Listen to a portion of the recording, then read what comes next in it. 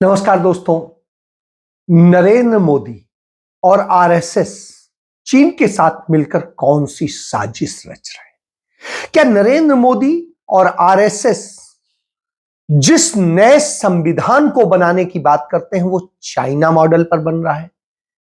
क्या चाइना के साथ मिलकर कोई ऐसी रणनीति तय की जा रही है कि जिससे सदैव के लिए सत्ता आरएसएस बीजेपी के हाथ में ही रहे? पिछले 2 सप्ताह के पहले मैं चीन गया था। चीन के सभी राजद्वारी महापुरुषों से मैं बात कर रहा था। वहां व्यापार की बात हो रही थी, इन्वेस्टमेंट की बात हो रही थी। भारत और चीन के बीच में जो सवाल खड़े हुए हैं उसकी बेबाक रूप से मैं बात कर रहा था। लेकिन इन सारे विषयों के अंदर मैंने एक विषय को आग्रह से रखा चीन के लोगों के सामने कि मैं चीन के साथ मिलकर के मेरे गुजरात में काम करना चाहता हूं। मुझे चीन की मदद चाहिए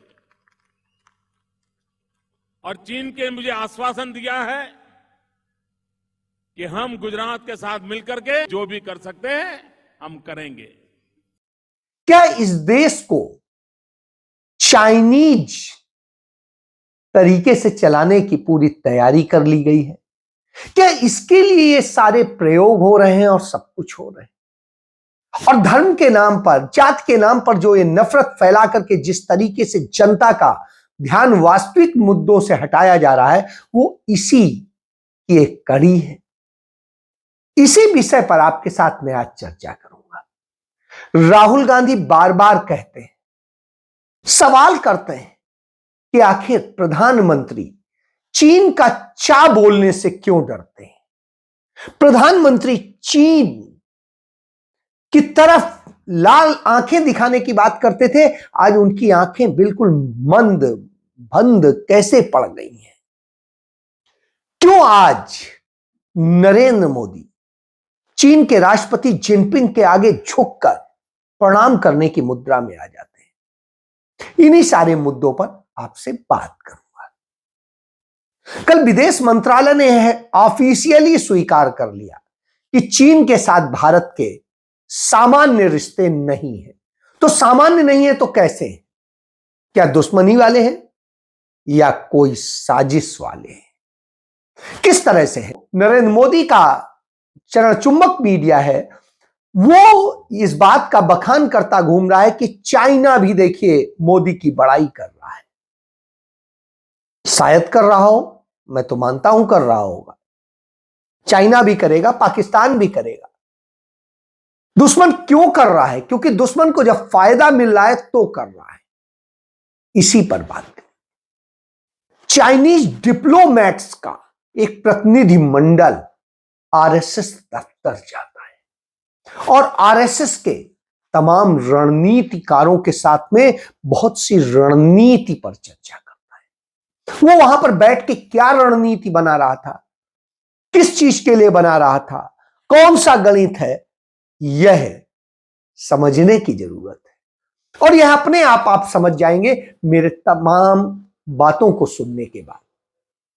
आप याद करिए, कुछ साल पहले भारतीय जनता पार्टी के तमाम जिम्मेदार रणनीतिकारों का एक दल चीन गया था और उनके चीन के उस स्कूल में उसने ट्रेनिंग ली थी जो स्कूल उनके यहां तमाम उन चीजों की ट्रेनिंग देता है जिसको लेके हम चीन को कटघरे में खड़ा करते हैं। और वहां पर वो क्या ट्रेनिंग लेकर के आए थे और उसके बाद में उसे किस किस तरीके से भारत में की राजनीति में प्रयोग किया गया, यह देखने वाला होगा। आखिर नरेंद्र मोदी के सबसे खास पूंजीपति गौतम अडानी का पूरा बिजनेस और सेल कंपनी चीनी नागरिक के भरोसे चलती हैं और वही उसको पूरा ऑपरेट करता है। क्यों नरेंद्र मोदी पेटीएम का उद्घाटन करते हैं और पेटीएम चीन के भरोसे चलता है? और यही नहीं, पूरा जियो नेटवर्क चीन के थ्रू चलता है और इस देश की मार्केट में चीन ने 70% मार्केट में भारत की कब्जा कर लिया है। नरेंद्र मोदी के शासनकाल में। और यही नहीं रुका, चीन से हमारा व्यापार घाटा 125 लाख करोड़ का हो गया है, 125 लाख करोड़ का। भारत का कर्ज दिन प्रतिदिन बढ़ता जा रहा है। भारत की सेना का जो सबसे ज्यादा खर्च हो रहा है, 80% खर्च हो रहा है, वो चीन की सीमा पर खर्च हो रहा है। बावजूद इसके हमारी वह सीमा असुरक्षित हो रही है। नरेंद्र मोदी के शासनकाल में 2500 वर्ग किलोमीटर जमीन चीन कब्जा कर लेता है, हमारे 20 सैनिकों को मार डालता है, बॉर्डर पर वो अपने 7 गांव बसा देता है, और यही नहीं, वो डोकलाम में भी सड़क बना लेता है, और रोड इन बिल्ट प्रोग्राम के तहत वो भूटान से और कहिए वर्मा से लेकर के, म्यांमार से लेकर के काबुल तक वो अपनी सड़क बना लेता है, जो आगे रसिया तक ले जाने का उसका पूरा प्लान है। तो किस तरीके से उसने पूरे भारत को यूं घेर लिया है, तो ऊपर से पूरा घेर लिया। वो कभी उत्तराखंड में हमारी जगह पे कब्जा कर लेता है, कभी जो है लद्दाख में कब्जा कर लेता है, कभी अरुणाचल में कब्जा कर लेता है। तो चारों तरफ से उसने कब्जा कर रखा है, और इसके बावजूद हमारे प्रधानमंत्री उससे एक सवाल जवाब नहीं करते।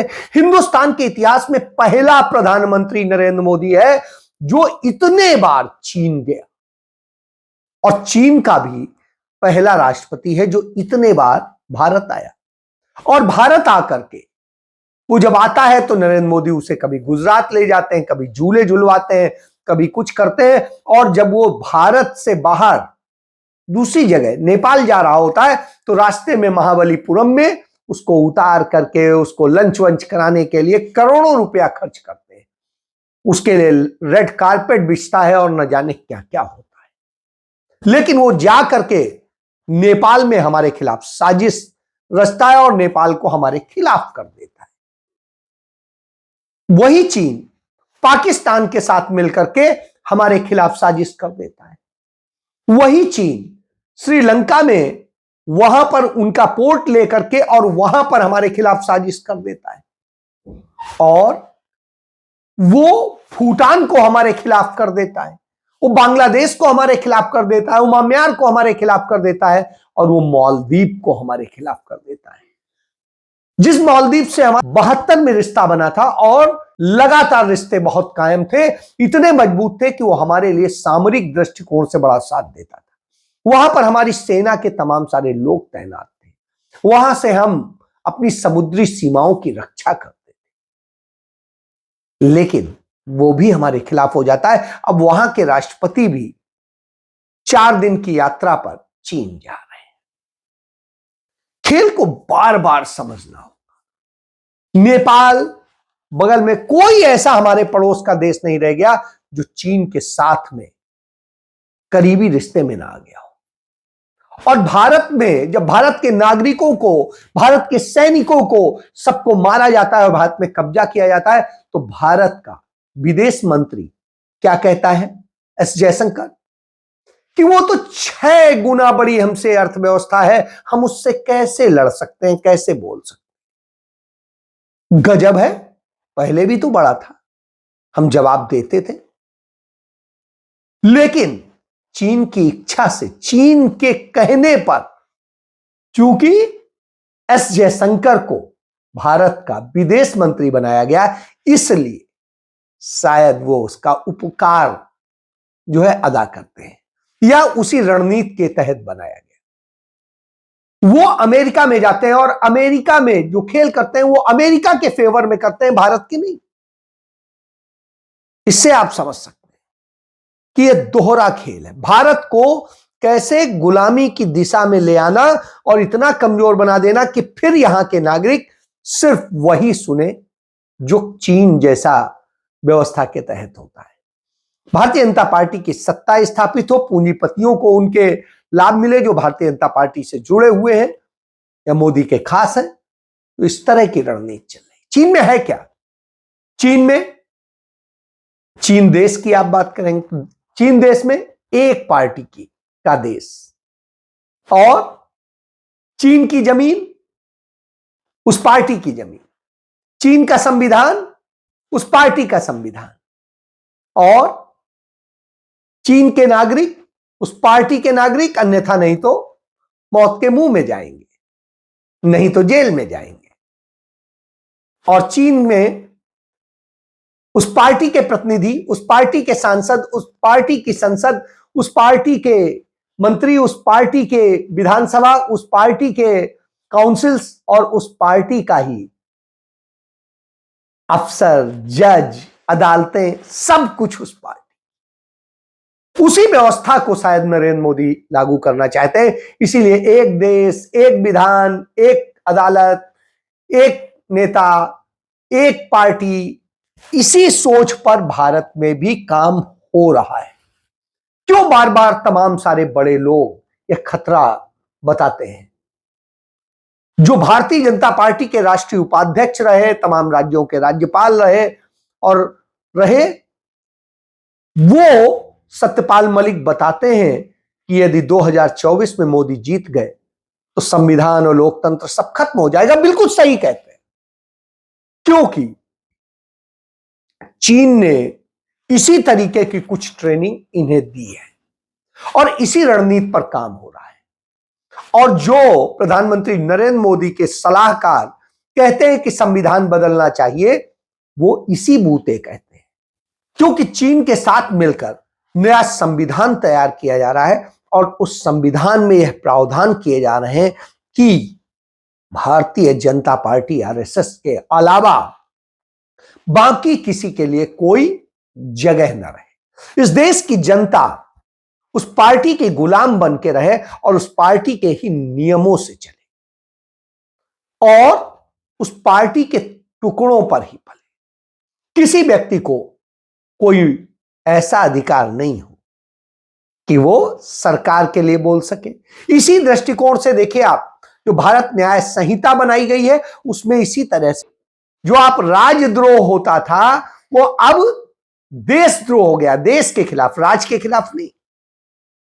इससे आप समझिए कि यानी आप देश के दुश्मन होंगे, सरकार के लिए बोलेंगे, सरकार के प्रतिनिधियों के लिए बोलेंगे तो आप देशद्रोही हैं।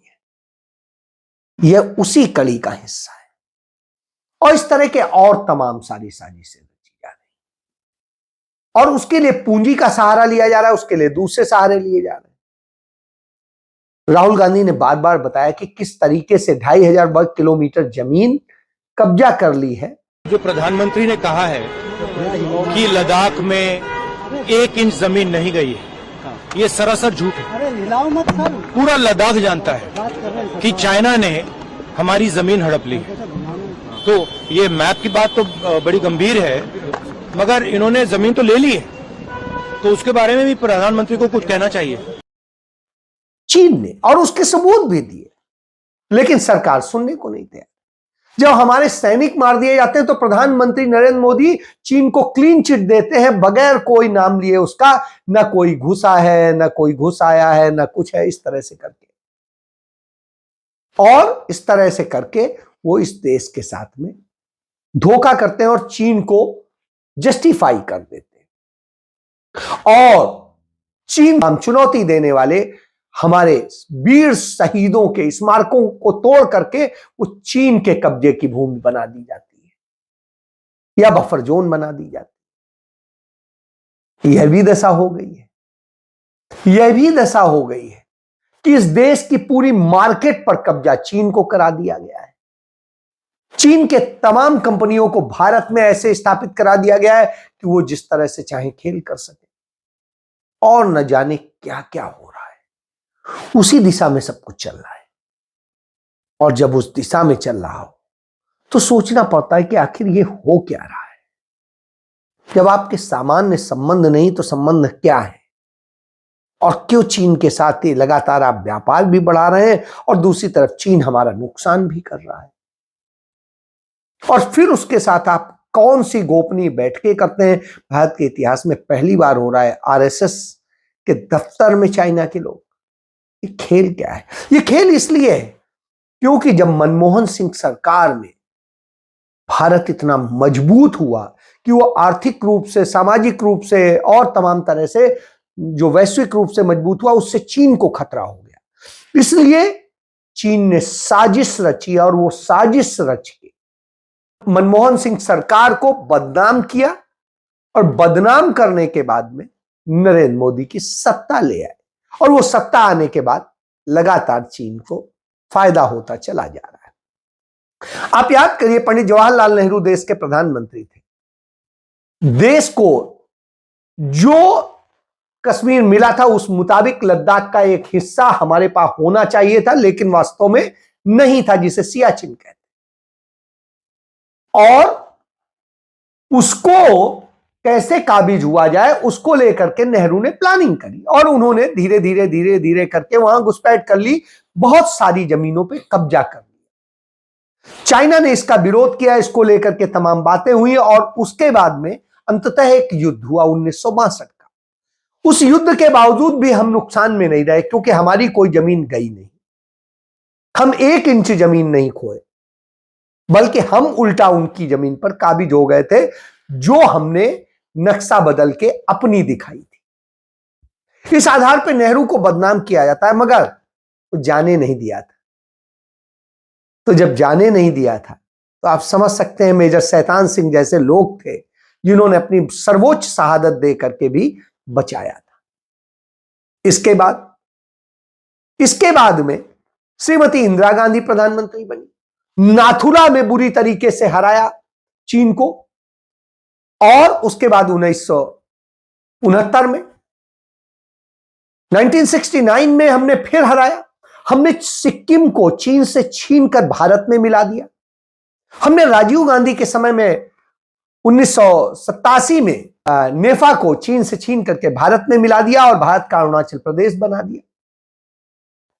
तो इस तरह से बहुत सारी चीजें करी और ये करके हमने धीरे धीरे धीरे चीन को कमजोर किया।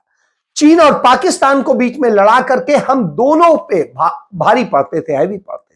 हमने कभी श्रीलंका को उससे नहीं जोड़ने दिया, हमने नेपाल को नहीं जोड़ने दिया, हमने भूटान को नहीं जोड़ने दिया, हमने वर्मा को नहीं जोड़ने दिया, अफगानिस्तान को नहीं जोड़ने दिया। इस कारण से चीन कमजोर, एक अकेला पड़ जाता था, अलग थलग पड़ जाता था।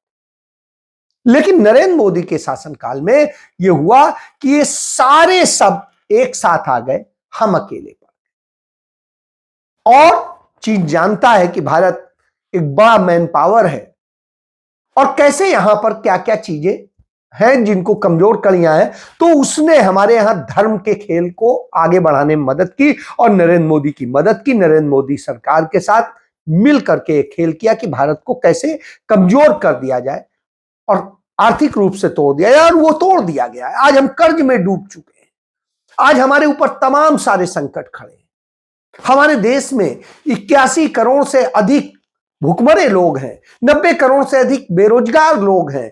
तमाम सारी ये स्थितियां हैं, सामाजिक आर्थिक सभी तरह की विषमताएं हैं, राजनीतिक संकट खड़े हैं, सब कुछ। तो ऐसे भारत को बर्बादी में ढकेल दिया गया, यहां का एमएसएमई सेक्टर बर्बाद कर दिया गया।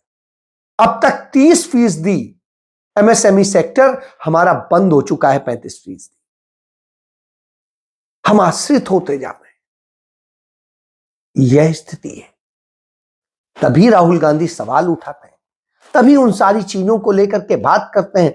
तो उनको कंडम करने के लिए पूरी जो मशीनरी यूज होती है वो चाइना से आती है, और राहुल गांधी उसको बताते हैं कि चाइना किस तरह से खतरा है हमारे लिए, किस तरीके से क्या समस्या उन्होंने अपने व्याख्यानों में बताया है। लेकिन नहीं, नरेंद्र मोदी को तो उनसे रिश्ते बनाने, क्योंकि अपनी सत्ता, अपनी पार्टी की सत्ता, अपने संघ की सत्ता लगातार बरकरार रखनी है, और इसके लिए वो पूरा खेल कर रहे हैं। तो इस खेल को जितना जल्दी आप समझ लेंगे उतना आपके लिए भला होगा, नहीं तो गुलामी आपके सिर पे बैठी हुई है। फैसला आपका होगा, क्योंकि राहुल गांधी तो न्याय यात्रा कर सकते हैं, भारत को जोड़ सकते हैं, लेकिन नरेंद्र मोदी इस देश को तोड़ सकते हैं और बर्बाद कर सकते हैं। जय